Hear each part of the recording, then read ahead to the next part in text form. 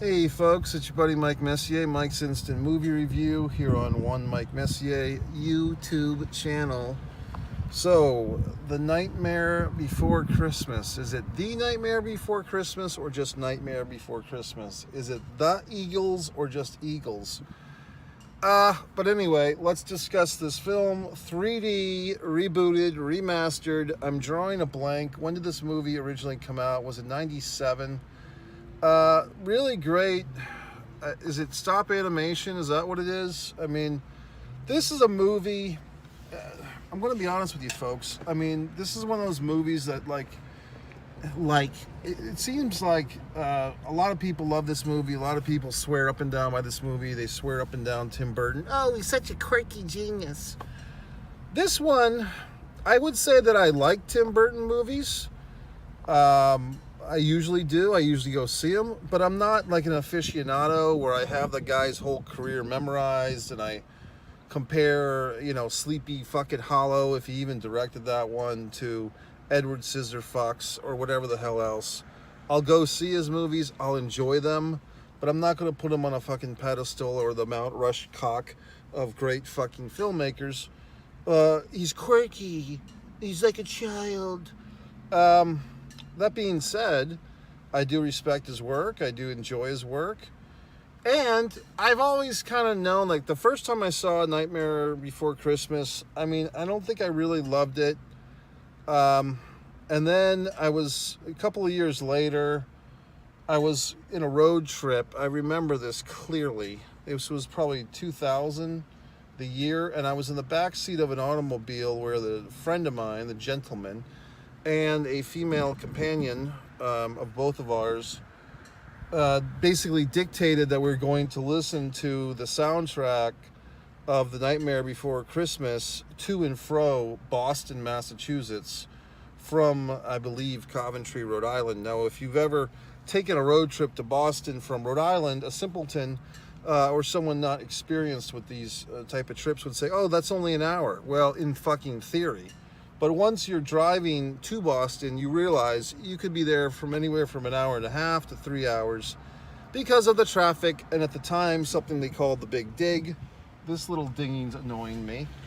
So it was torture because I had to listen to my fucking friend and this other woman sing the goddamn songs, much to my displeasure, much to my discomfort. No consideration for me. That's why these days I very rarely find myself in someone else's automobile. Even rarer will I oblige to sit in the back seat where I have no say in the matter. If I'm going somewhere, I'm driving, okay? Because the world can go fuck itself. All right? Now let's talk about this movie. I didn't particularly love it back then. I went now thinking, well, gee whiz, maybe I'll like this movie more. Like, there was some other fucking re-release that I liked more. Now, this time, what the fuck was it? It wasn't the Talking Heads thing. It was something else. Some other reboot, re-release that I appreciated more now than I did back then. Oh, it's on the tip of my dick. What the fuck was it? I can't recall anything at all. So let's go back to this one. Once again, I'm tired. I go into the theater tired. It's not the movie's fault. I'm just tired. Initially, there were only two other people in the theater. It looked like a mother and her child, which was nice, bringing the kid to a movie. Then a couple of people got in the theater. So there's a grand total of like 5 people in the theater, including me.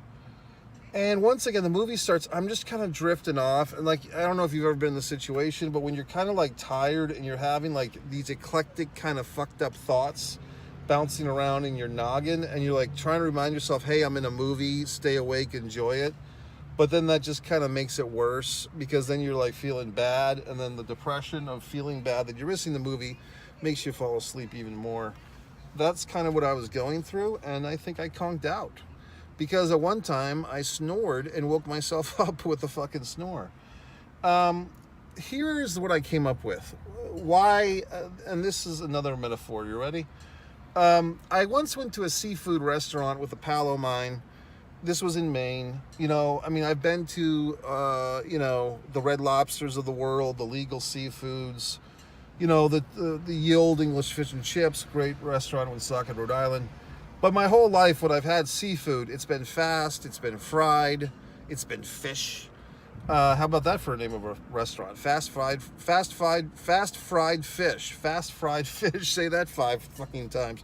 So basically, I went to this restaurant in Maine, and suddenly it's fresh seafood. And what the fuck is that? Well, they mean it. It's like this hasn't even been inspected by anybody from the government. It's just this goddamn seafoods fresh from the fucking boat that day. Like, you can see the barnacles on your fucking crabs and your fish. It's like this fucking seafood that's so fresh. It's disgusting, quite frankly. Because it's like, and the way that they prepare it was weird. It was like, okay, I get it. This is like the real fucking seafood. It's kind of like when you go to an Asian restaurant. Oh, this is real Chinese food, not the shit most places serve you idiot Americans. Okay, I like that shit they serve us idiot Americans. So when you go into this seafood in Maine restaurant, it's all this captain's asshole's choice of this goddamn seafood that's all fresh from the fucking boat, from fucking the guy, smoking a cigarette in your goddamn fishing net that afternoon, and now you're eating this, and hasn't been frozen, it hasn't been fried, it's all fresh, but it all sucks. So when I was having that meal, and of course it's overpriced because you're paying for the fisherman's kid to go to college, so he has a better life than the fisherman father.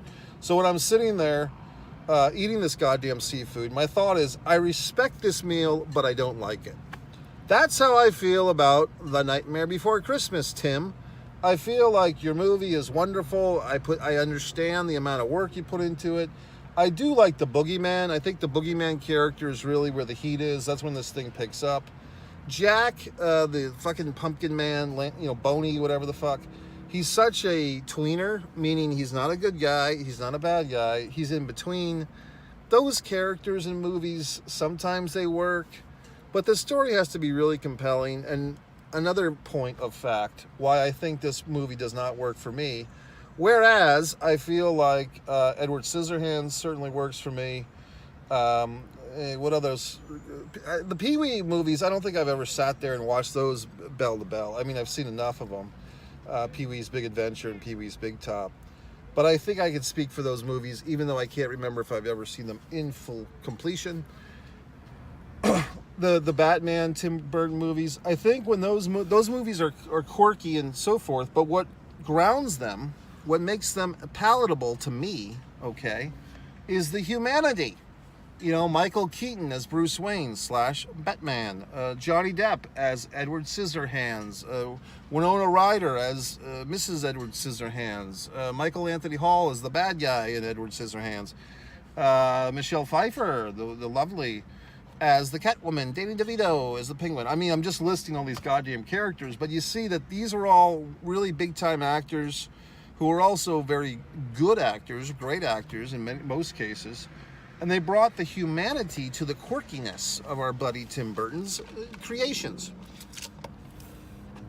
But wait, there's more. In this one, The Nightmare Before Christmas, we don't have that humanity, okay?